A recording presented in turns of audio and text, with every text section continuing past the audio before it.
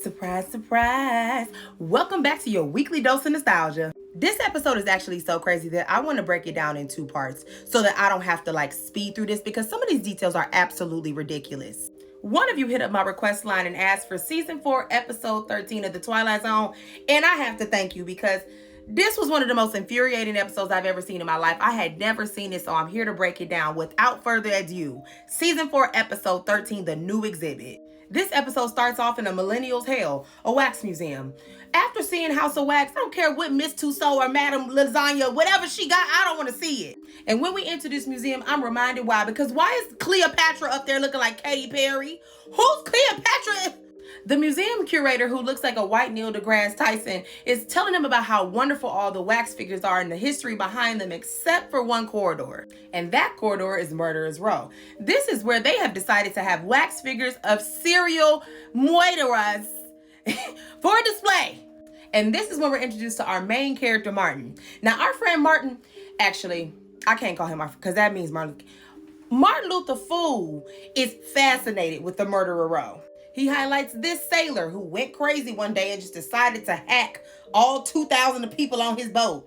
He talks about this man who I thought was like a champion jump roper. No, he was strangling people. And all while he's telling these stories, there's a sailor that goes up to try to touch one of the wax figures. And Martin Luther Fool is like, do not touch anything. You do not understand the consequences that come with that. And that is when I leaned out. Because what do you mean consequences? We're talking about inanimate objects. So them say. But the most famous wax figure they had, Jack the Ripper. Now everybody knows that story. Did y'all hear about that Jack the Ripper rumor that says he used to entice people with grapes because grapes meant that you had a little bit of money? Is that true? Anyway, very early on, it becomes obvious that Martin Luther Fool is infatuated with these wax figures. So much so that he even had a little jokey joke that he did with his audience at the end of the presentation. And let me tell you something. I didn't find it funny, and neither did they. Now here's the tea. Right after that tour, his boss comes and he's like, hey friend, come on into my office. We got to talk. This is when we learn that the owner has been forced to sell the wax museum because it is being replaced with a grocery store. Now, at no point am I ever going to say that the arts should be wiped. However, if we talking about one art form that they can replace so that children can eat, I'm going to go ahead and check off wax museum as number one. And Martin Luther the Fool is not very happy about this. But the owner is like, look, girl, while I pour myself some Sir Davis, I just want you to understand there were more losses than profits. So at this point, it's kind of best for both of us. Well, unfortunately, the owner forgot that Martin Luther the Fool is delusional. And so he looks his man dead in the face and he's like, well, what are you going to do with the wax figures? Because those are my friends. The owner once again shows him the Carfax and presents those receipts and is like, look, if they'll take out Henri Gilman's other artwork that is actually valuable, you know that we're not gonna be able to take this here. Look at the money. Girl, Martin Luther the Fool is like, no, but you cannot get rid of my friends. I want y'all to understand he's actually not talking about Katie Cleopatra that's in the front. He's talking about the Moiras. This is the owner's face the whole time this man is talking. Like, he knows that Martin is completely delusional, but he's like, you know what? He's heartbroken. He just lost his job.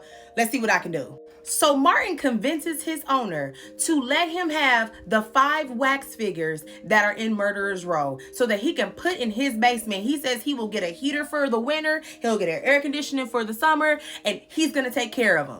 And the owner is like, and your wife is cool with this? Martin is like, I mean, yeah, girl, like, what's she gonna do? It is 1962. She can't even have a Bank of America card. Like, what? Meanwhile, back at home, his wife really is like, so how long are these things gonna be here? Like, she really did let him. And when I tell y'all the day that these wax figures arrived, Martin was peeking through this window looking for him like a child waiting for her sleepover guest. That child is me. I used to, 4 p.m. Anybody? Girl, like, they're coming. And yes, they always arrive because I was that girl next. So all 5 wax figures arrive, and Martin is sitting outside watching these things be brought into his house as if they are his newborn babies. And I quite literally leaned in so much I almost hit my head on my computer because I said, oh my God, this is pathological. This is pathological. This man is not well. The wife comes down there and she's like, these are a bit bigger than I thought that they were going to be. Girl, I thought we was getting Jim Henson style Muppets. These are full-fledged Madame Tussaud. Like, what?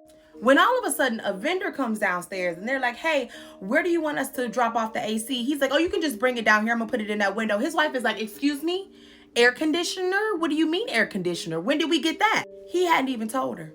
And she's like, I have been wearing the same frock for the last 3 years. You haven't bought a shirt in 6 years. Where do we get air conditioning money?